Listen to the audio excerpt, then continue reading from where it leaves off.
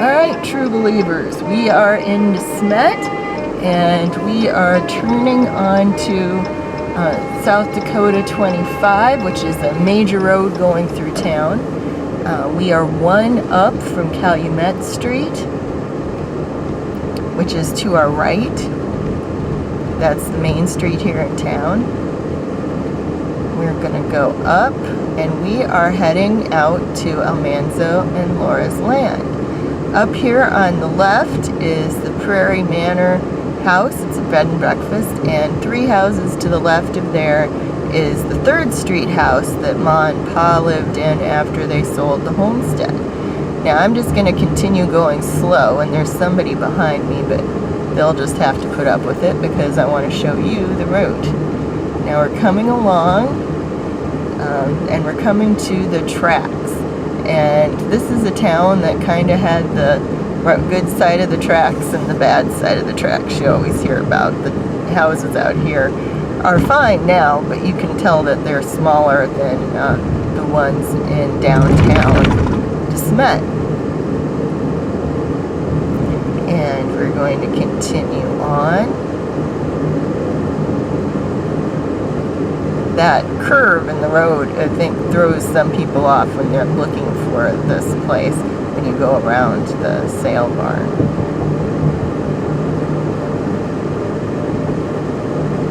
We're just heading out of town.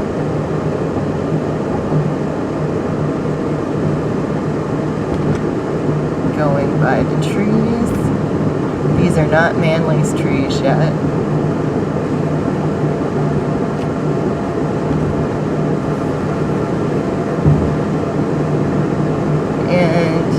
Car behind me, as I say, who's I'm sure ready to whip around us here at any minute.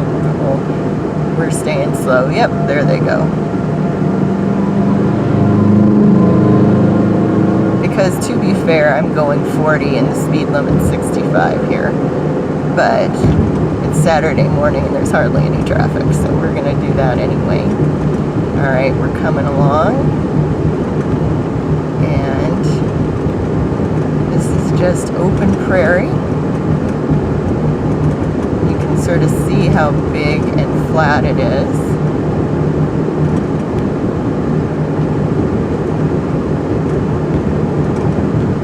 And we're continuing to go. And right now I'm just kind of talking, but where we are going up to, Laura and Almanzo's land, there are 2 places coming out of town this way.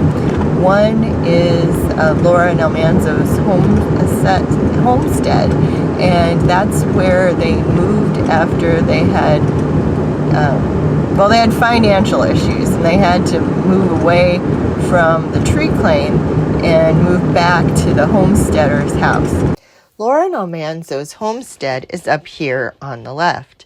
There's a brown historic marker sign, as you can see, and the hill right to the west of that is where the Ingalls homestead shanty stood. So now I'm just going to take you around so you can see how big and flat and open prairie is around here. In the first 4 years, Laura says that there weren't any other farms or houses around, and you can see that's still true. There aren't any farmsteads close. And this is indeed where Laura and Manly were living when Rose was born. Now you see there's a big orange spot in the middle of that. It is some kind of fault in how they made these signs. You'll see them in all the historic markers around here. Wilder Homestead and birthplace of Rose Wilder Lane. On the low hill immediately west of this spot stood the homestead claim shanty of Almanzo and Laura Ingalls Wilder. Mrs. Wilder, 1867 to 1957, is known all over the world as the author of the Little House books, a series of autobiographical accounts of pioneering by the Ingalls and Wilder families. 6 of her books have their settings in the De Smet area. The first 4 years tells of farm life at this location from 1885 to 1889. A shanty on the hilltop was the birthplace of the Wilders' only surviving child, Rose Wilder Lane, 1886 to 1968. Mrs. Lane became a well-known novelist, journalist, and political essayist. Two of her 1930s novels, Free Land and Let the Hurricane Roar, described South Dakota pioneering. She also wrote biographies, translated books, and served as a foreign correspondent.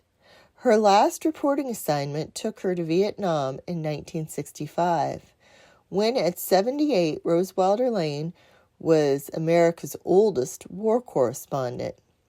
Although her career included travels around the world, Mrs. Lane stated that the entire pattern of her life was formed by the immense prairie skies, the acres of waving grass and grain, and the struggling saplings of her Dakota childhood. 1.5 miles north of this spot is another quarter section of land, which was the tree claim of Laura and Almanzo Wilder. Some of the original tree plantings still survive. Here are the Wilders who lived during their early married life, experiencing a fire which destroyed their home, the death of an infant son, and other natural disasters which were a part of the daily lives of the courageous South Dakota pioneers. No one, Mrs. Wilder wrote, who has not pioneered can understand the fascination and the terror of it. This is the hill where Almanzo built his homestead home, which would have been somewhere at the top of this hill. They rotate this. I've seen cows in here, and I've seen row crops in here. It's hard to open, so don't do that. And I think we are ready to continue on this same road out to the tree claim. We'll get back on the road, headed north again, and we'll go for 1.5 more miles to the site of the Manly and Laura tree claim. Today, this is the site of the Almanzo James Wilder Airport, which is a small private airport for Smet. South of the actual airport facility, you will find a grove of trees very near the road. These are the remnants of the trees that Almanzo had planted on the tree claim. All right, there's the airport sign, and these trees are what's left of Almanzo's tree claim. Thank you for joining me today on where to drive and why, and I hope you will get a chance to drive out to Manly and Laura's land real soon. Remember to find me all around the web at Trundlebed Tales, and remember, brighten the corner where you are.